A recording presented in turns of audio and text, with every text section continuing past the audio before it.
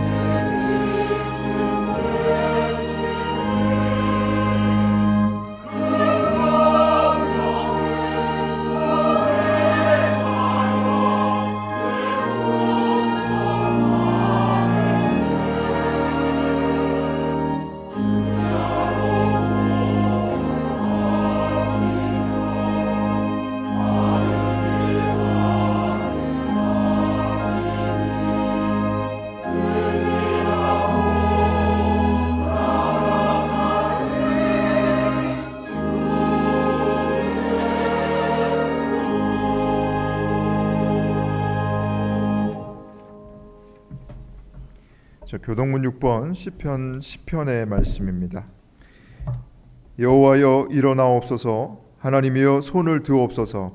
가난한 자들을 잊지 마옵소서.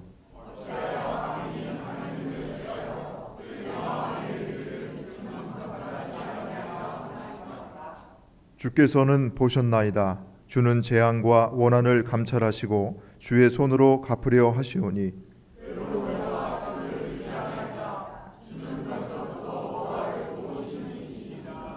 악인의 팔을 꺾으소서. 악한 자의 악을 더 이상 찾아낼 수 없을 때까지 찾으소서.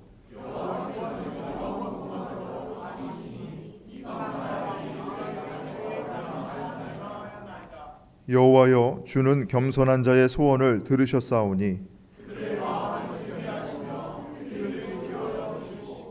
고아와 압제당하는 자를 위하여 심판하사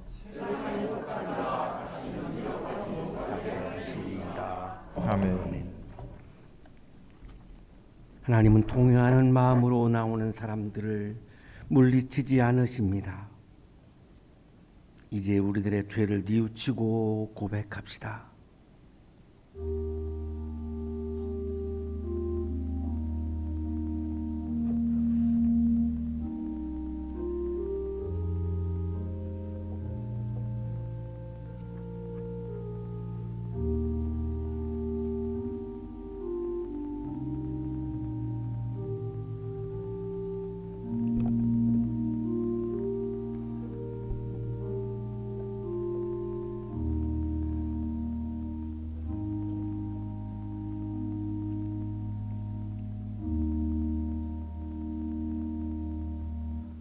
우리가 우리 죄를 자백하면 하나님은 신실하시고 의로우신 분이셔서 우리 죄를 용서하시고 모든 불의에서 우리를 깨끗하게 해 주실 것입니다. 아멘.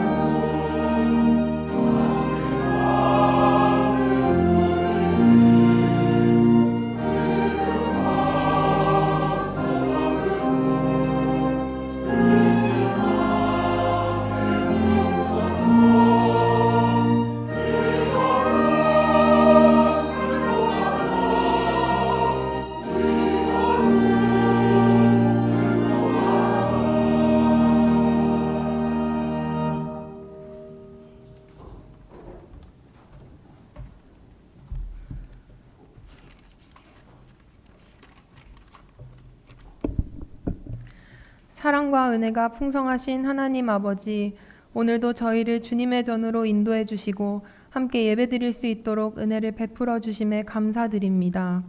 한 주간의 분주한 삶 속에서도 저희를 지키시고 보호하시며 주님을 바라보게 하신 그 사랑에 찬양과 영광을 올려드립니다. 주님, 이 시간 저희의 마음과 생각을 주님 앞에 온전히 내려놓습니다.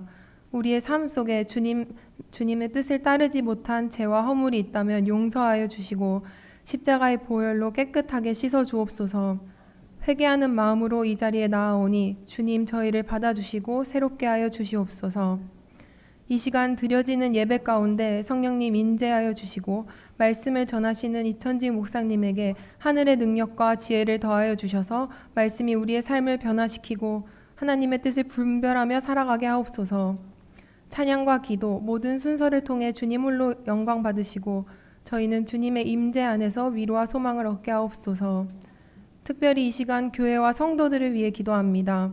어려움 중에 있는 이들에게 주님의 평안과 위로가 함께하게 하시고 병 중에 있는 이들에게는 치유와 회복을 허락하여 주옵소서.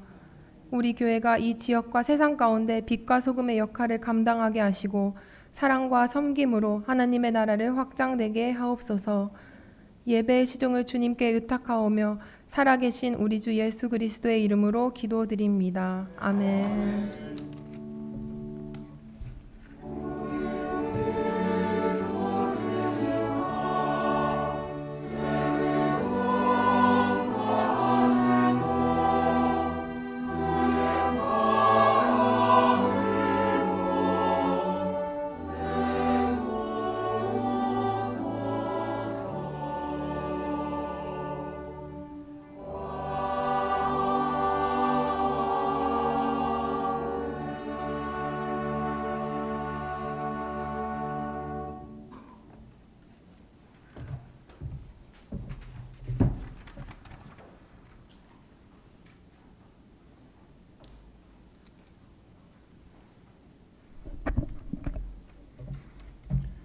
오늘 말씀 봉독하겠습니다.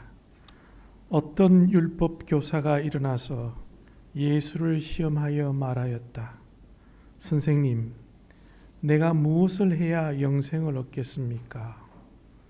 예수께서 그에게 말씀하셨다. 율법에 무엇이라고 기록하였으며 너는 그것을 어떻게 읽고 있느냐? 그가 대답하였다.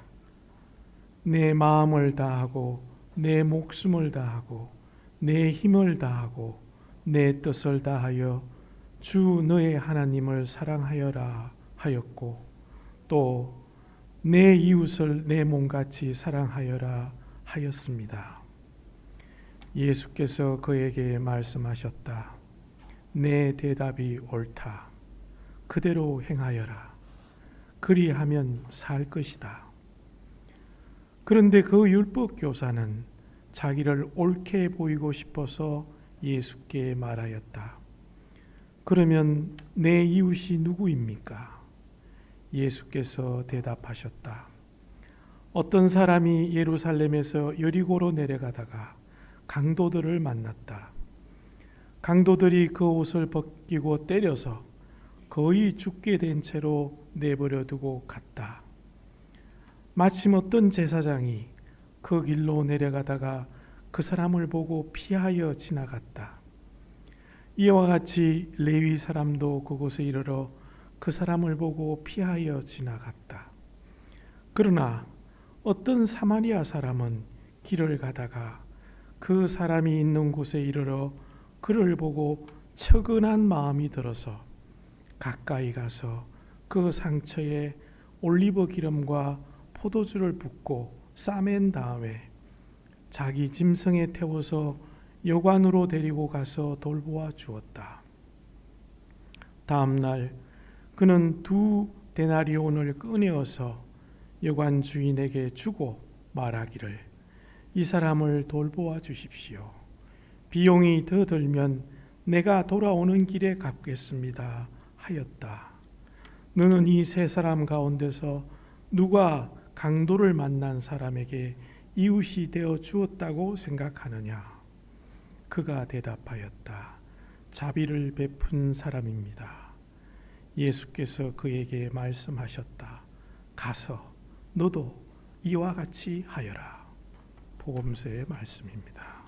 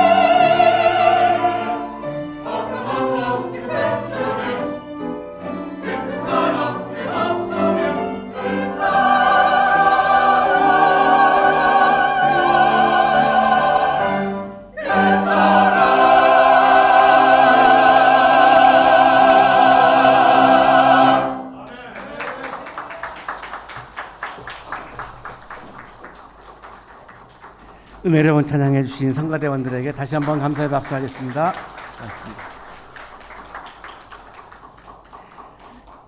옆에 계시는 분과 사랑의 인사 나누시겠습니다. 사랑합니다. 보고 싶었습니다.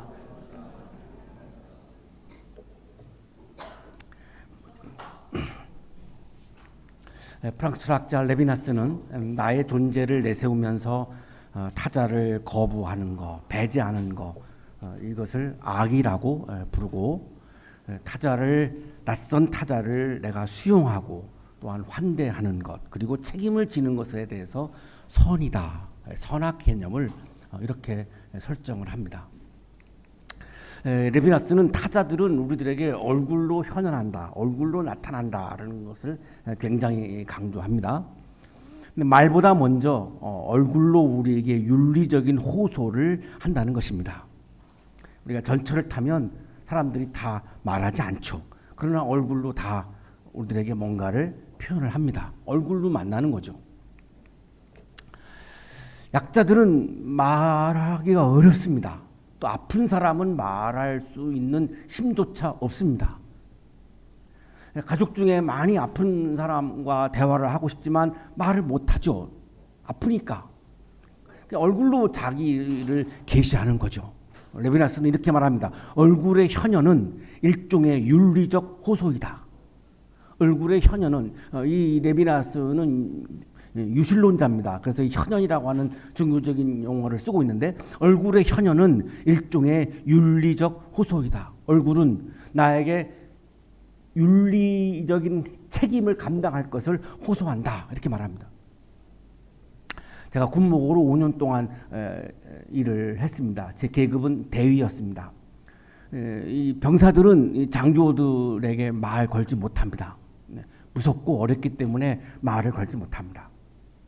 특히 이제 부대에 재배치 받아서 처음 들어온 이등병들은 얼굴도 못 듭니다. 대위 앞에서.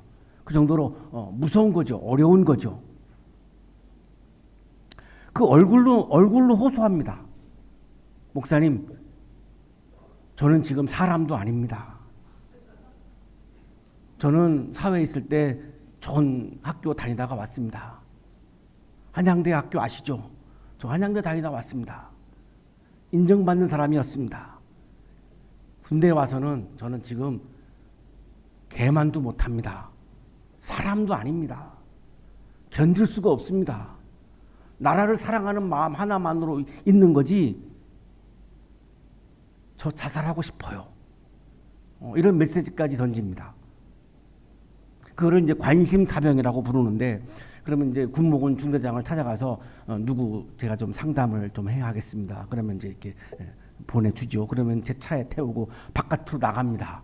일단 바깥으로 나가는 게 이 병사에게는 중요합니다. 나가서 음식점에 가서 순댓국밥 먹고 카페 가서 차도 마시고 사람 대접을 해주죠. 사람 대접을 해주는 겁니다. 그 몇 푼 안 들어가는 건데 제가 해줄 수 있는 게 없습니다. 사람 대우를 해주는 거죠. 그래서 저는 5년 동안 병사들에게 늘 존댓말 썼습니다.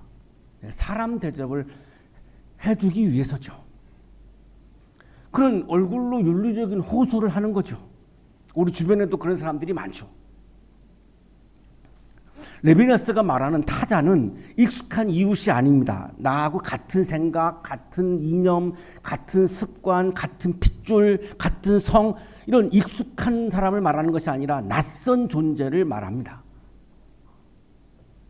우리는 낯선 타자의 얼굴이 주는 요청을, 윤리적인 요청을 외면할 수 있습니다. 왜? 나하고 관계가 없는 사람이니까. 나 가까운 사람이 아니잖아요. 나하고 연관되어 있지 않은 사람이니까 얼마든지 가볍게, 죄책감 들지 않고 그냥 가볍게 내가 그거를 외면할 수 있습니다. 레비나스는 그거를 불이라고 말합니다. 제가 말씀 묵상하다가 굉장히 좋은 사진 하나를 발견했습니다.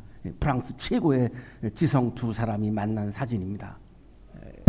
왼쪽에 있는 사람이 레비나스고 오른쪽에 있는 사람이 샤르트르입니다. 이 샤르트르는 무신론자고 레비나스는 유신론자입니다. 이 레비나스는 타인의 얼굴을 강조했고, 이 얼굴 이 샤르트르는 타인의 시선, 지옥은 타인의 시선이다.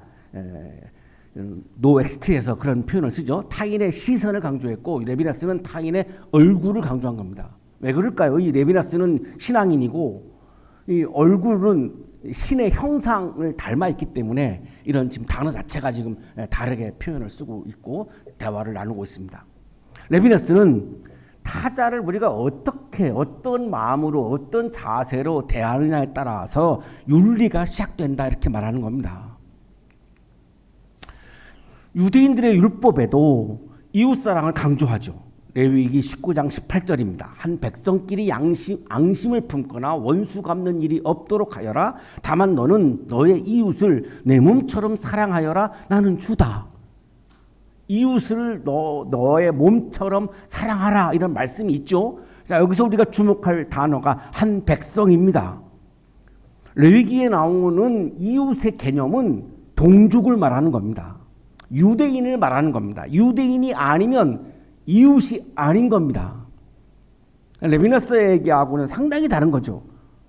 레비나스는 고통을 받는 사람은 나의 이웃이기 때문에 그 윤리적 호소에 내가 응답하고 내가 책임을 감당해야 한다라고 하는 이웃 개념이고, 레위기에 나오는 이웃 개념은 동족을 말하는 겁니다. 유대인을 말하는 거죠.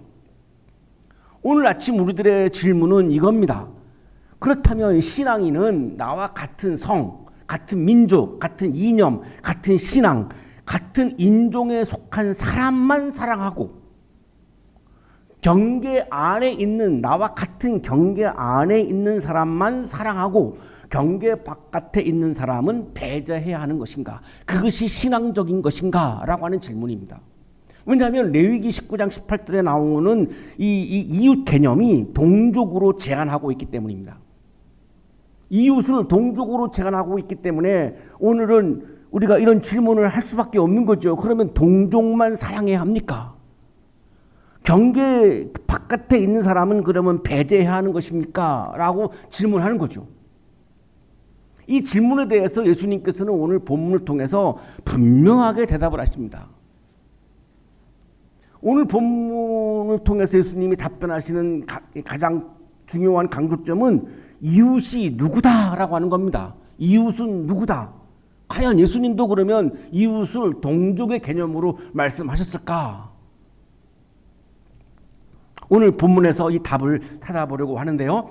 한 율법교사는 율법에 능통한 사람입니다. 레위기 19장 18절을 아주 기가 막히게 알고 있는 사람이죠. 율법교사가 예수님을 시험하려고 질문을 합니다. 선생님, 내가 무엇을 해야 영생을 얻겠습니까? 당시 유대인들에게 굉장히 중요한 이슈 중에 하나입니다. 굉장히 중요한 질문 중에 하나입니다. 어떻게 하면 내가 영생을 얻습니까? 이 질문을 하는 이유는 예수님을 테스트하려고 하는 겁니다. 이 답변이 어렵기 때문입니다. 예수님이 얼마나 대답을 잘하는지 한번 해봐. 이렇게 지금 이런 마음으로 지금 이 질문을 던지고 있는 거죠. 예수님이 질문으로 대답을 합니다.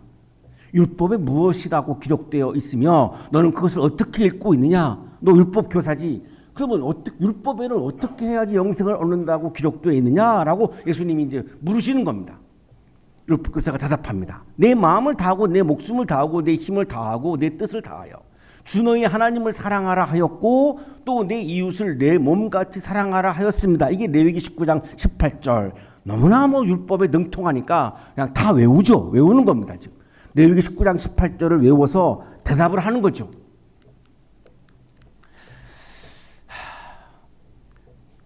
이 아까도 말씀드렸습니다만 여기서 이 이웃은 동족으로 제한하고 있고 율법학자는 너무나 잘 알고 있죠. 한 백성이라고 표현했기 때문에 예수님의 대답 옳다. 내 대답이 옳다. 그러면 그대로 행하라. 그러면 넌 영생을 얻을 것이다. 율법이 그렇게 말씀하고 있지 않느냐. 율법교사가 더 질문을 합니다. 율법에 나와 있는 이웃은 동족으로 제한하고 있는 것을 알고 있고 자기도 그거를 확신하고 있는데 가만히 보면은 예수님은 그렇지 않은 것 같거든요.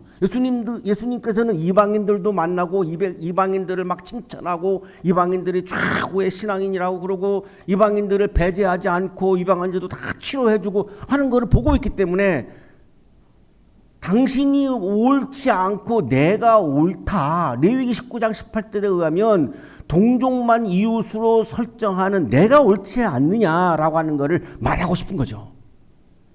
그래서 이렇게 질문을 하는 겁니다. 그러면 내 이웃이 누구입니까? 내 이웃이 누구입니까?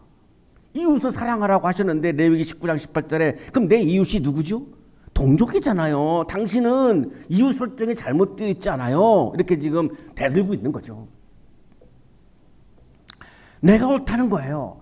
이웃을 동족의 개념으로 경계 안에 있는 사람들로 제한하는 내가 옳다라고 하는 거죠. 이거 우리 안에도 있는 거의 본능과 같은 경계 짓기죠. 우리도 살면서 경계를 자꾸만 짓습니다. 이 경계를 구분하죠. 그래서 나와 같은 경계 안에 있는 사람은 옳은 사람이고 나와 같은 경계 바깥에 있는 사람은 불의한 사람으로 우리는 설정을 합니다. 거의 본능과 같이 그렇게 하죠. 이 율법 교사에게 하나님은 이스라엘 사람들만의 하나님입니다. 이 경계짓기입니다. 이웃은 누구냐? 유대인들만 우리의 이웃입니다. 자, 그러나 예수님의 이 말씀이나 예수님의 행보를 보면 하나님은 이스라엘만의 하나님이 아니라 온 세상 사람들에게 은총을 베푸시는 하나님입니다. 예수님에게 이웃은 누구입니까? 고난당하고 있는, 고통받고 있는 모든 사람들이 예수님에게는 이웃입니다. 그래서 고통받고 있는 사람들은 인종을 제한하지 않고 인종을 따지지 않고 모든 고통받는 사람들을 치유해 주십니다. 예수님이 치유를 하실 때에 유대인, 이방인을 구분하지 않습니다. 경계를 나누지 않습니다. 경계를 짓지 않습니다. 이것이 지금 율법교사와 예수님이 확연히 지금 다른 점이죠. 예수님께서는 이웃의 범위를 제한하려고 하는 모든 시도를 거부합니다. 이웃의 범위를 예수님은 제한하지 않습니다. 여기서 율법교사와 예수님이 지금 충돌하고 있는 거죠. 오늘날에도 우리가 지금 기독교 신앙을 가지고 있는 그리스도인들 중에도 이게 충돌할 겁니다. 이웃이 누구입니까? 나랑 같은 신앙을 가지고 있는 사람만 이웃이죠. 나하고 다른 신앙을 갖고 있는 사람은 이웃이 아니죠. 이렇게 생각하는 사람들도 있고 모든 사람은 나의 이웃이죠 라고 대답하는 사람도 있을 겁니다. 이게 충돌할 겁니다.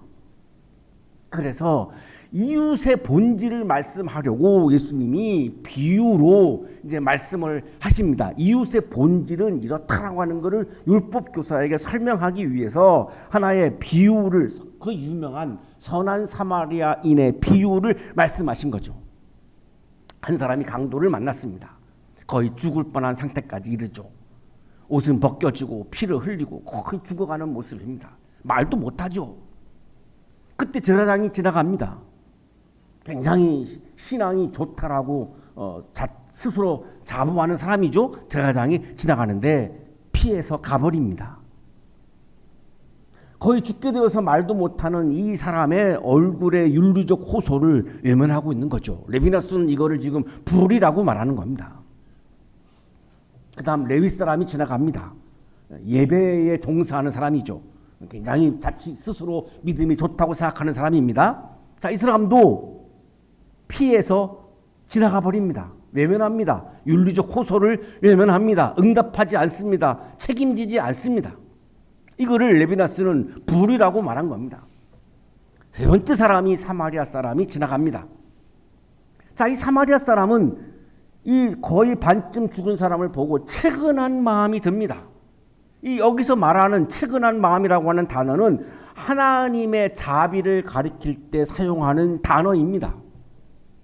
하나님이 우리들에게 자비를 베풀 때에 인종을 따지시나요? 나의 이념을 따지시나요? 나의 성을 따지나요? 나의 국가를 따지시나요? 나의 도덕성을 따지나요? 하나님의 자비는 그냥 고통당하고 있는 사람들에 대해서 측은한 마음을 갖는 거죠. 이게 지금 이 사마리아 사람이 이 측은한 마음이 들었다라고 하는 이 표현은 하나님이 우리를 향한 자비의 마음을 품으실 때의 바로 그 장면입니다. 가까이 가가지고 상처에 올리브 기름과 포도주를 붓고 싸매어 주고 자기 짐승 아마 나겠죠. 태워가지고 여관으로 데리고 가서 돌보아 주고 자기는 또 이제 장사하러 가야 되니까 여관 주인에게 이틀분 노동자 임금 이틀분을 주면서 돌보아 주십시오. 혹시 내가 더 늦어져서 늦게 오면 그 다음 비용도 내가 다 지불하겠습니다. 이렇게 말하는 겁니다. 유대인과 사마리아인은 적대적 관계입니다. 북왕국 남왕국으로 분열되죠. 남왕국은 예루살렘을 중심으로 하고 있고 북왕국은 사마리아를 중심으로 하고 있는데 아시리아가 쳐들어와 가지고 이민 정책을 펴서 여기 있는 사람들을 바깥으로 이민을 보내고 많은 이방인들을 여기에 들어오게 했습니다. 그러니까 사마리아 지역에 있는 사람들은 굉장히 많이 피가 섞여 있는 이방인들이 피가 많은 겁니다. 그러니까 남왕국의 사람들은 이 사마리아 사람들을 유대인으로 인정하지 않습니다. 그래서 굉장히 적대 관계죠. 그런데 신앙이 좋다고 자부하고 유대인이었던 제사장과 레위인은 윤리적 호소에 응답하지 않았고 적대 관계에 있는 사마리아 사람은 위험을 무릅쓰고 자기가 가지고 있는 소유를 내놓으면서 그 반쯤 죽어가는 사람의 윤리적 호소에 응답하고 그 사람의 생명에 대해서 책임을 졌습니다. 예수님의 이 비유는 이것이 이웃의 본질이다라고 말씀하는 겁니다. 동족이라고 해서 이웃이 아니라는 겁니다. 같은 생각을 갖고 있다고 해서 나랑 비슷하다고 해서 나랑 이념이 같다고 해서 나와 국가가 같다고 나와 민족이 같다고 해서 나하고 생각이 비슷하다고 해서 이웃이 아니라는 겁니다. 고통을 당하고 있는 사람들은 모두 우리의 이웃이고 우리는 고통받는 사람에게 누구든지 이웃이 되어 주어야 한다라고 하는 이웃의 지금 본질을 말씀하고 있는 거죠. 묻습니다. 예수님이 이 세 사람 중에 누가 강도 만난 사람의 이웃이 되어 주었다고 생각하느냐? 율법교사가 말합니다. 자비를 베푸는 사람입니다. 동족이 아닙니다. 자비를 베푸는 사람입니다. 인종이 아닙니다. 자비를 베푸는 사람입니다. 가서 너도 이와 같이 하여라. 고통당하고 있는 사람을 이웃으로 여기고 너도 그 사람의 이웃이 되어 주어라. 예수님께서는 이웃을 판단하고 구분하지 말라는 겁니다. 너는 나의 이웃이야, 너는 나의 이웃이 아니야 이렇게 나누지 말라는 겁니다. 나누지 말고 내가 고통받고 있는 모든 사람의 이웃이 되어 주라는 겁니다. 고난당하고 있는 사람들의 이 얼굴이 나를 향해서 윤리적 호소를 하고 있을 때 그 요청에 대해서 응답해 주고 책임을 져주라는 겁니다. 그것이 진정한 이웃이라는 겁니다. 예수님이 말씀하시는 이웃의 개념은 감정적인 것도 아니고 추상적인 것도 아닙니다. 경계를 넘어서 나와 경계가 다른 곳에 위치하고 있는 사람들까지 포함해서 경계를 넘어서 실천하는 책임적인 행동, 이것이 이웃 사랑이다라고, 사랑의 실천이다라고 강조하고 있는 겁니다. 슈트룸베르거는 2차 세계대전 때 아우슈비츠 수용소에서 일했던 오스트리아 출신의 간호사입니다. 자진해서 스스로 거기를 들어갔습니다. 자신에서 간 이유가 있습니다. 직책은 거기에 있는 친위대, 아주 무서운 그 히틀러의 경호원들이죠. 아주 친위 부대라고 하는데 이 친위 부대 장교들을 돌보는 간호사가 공식적인 직책입니다. 근데 아무도 안 가려고 하는데 그걸 자진해서 갔습니다. 왜냐하면 수감자들의 윤리적 호소에 응답하려고 한 겁니다. 근무 시간에는 장교들을 돌보고 근무 시간이 아닐 때에는 은밀하게 그 수감자들에게 먹을 것을 제공했고 약품을 제공합니다. 그리고 바깥에다가 여기의 상황에 대해서 알려줍니다. 이걸 레지스탕스 네트워크라고 부르는데요. 레지스탕스 네트워크에 협력을 합니다. 그녀는 왜 그랬을까요? 그 들통나면은 죽임을 당할 터인데 위험을 무릅쓰고 그렇게 했던 이유는 그 수감되어서 살아가고 있는 사람들의 이 고통, 그 얼굴로 호소하고 있는 그 고통을 외면할 수가 없었어요. 내가 사람이라면 내가 그거에 내가 응답해야지, 내가 사람이지라고 하는 마음이 있었던 거죠. 그래서 위험을 무릅쓰고 그 수용소에 들어가서 은밀하게 그들을 돌보고 그들의 생존을 돌보았습니다. 많은 사람들을 살아나오게 했습니다. 나중에 이제 연합군이 승리하죠. 아우슈비츠의 공식적인 직원이잖아요.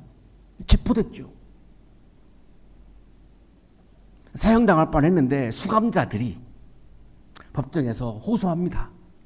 저분은 우리를 도와주었다고. 저분은 우리를 살려주었다고.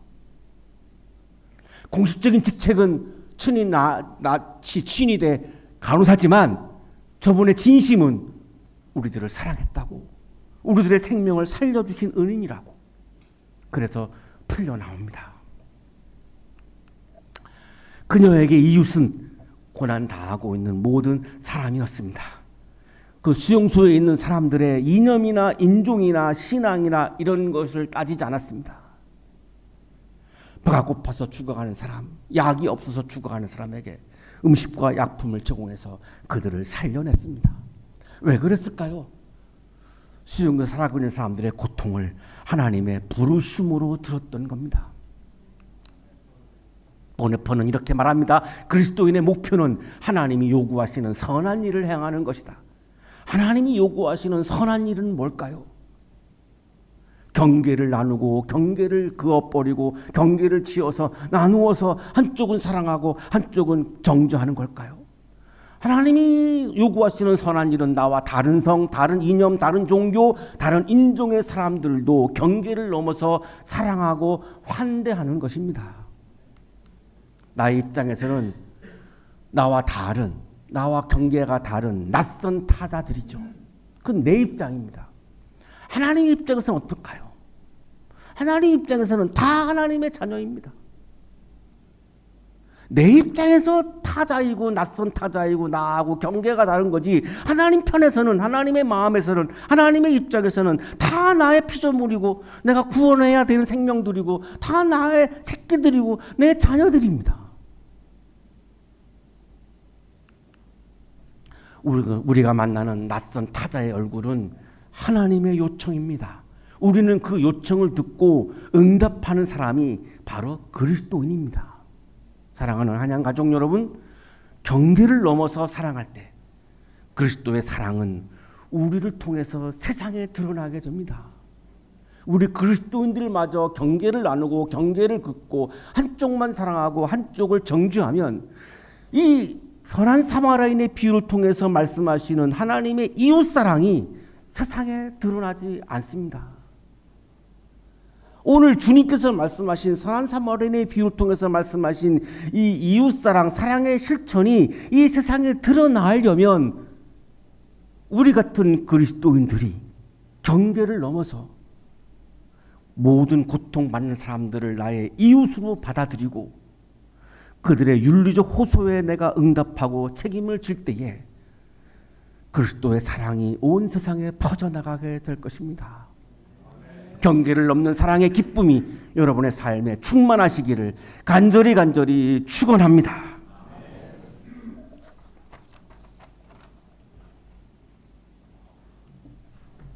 주님, 우리에게 다가오는 낯선 이들의 얼굴을 외면하지 않게 하소서.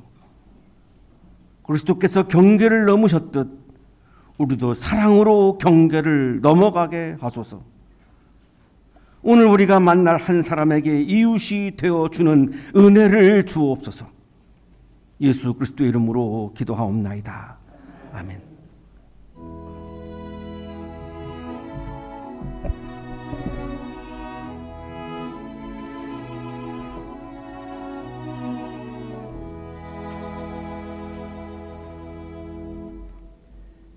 자, 교회 소식 전해드리겠습니다. 자, 오늘은 성령 강림절 후 5째 주일입니다.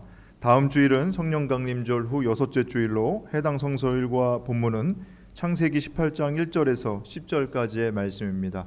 자, 이 본문 가지고 담임 목사님께서 하나님께서 찾아오시는 자리라는 제목으로 설교해 주실 텐데 주중에 본문 묵상하시고 예배에 참여해 주시기 바랍니다.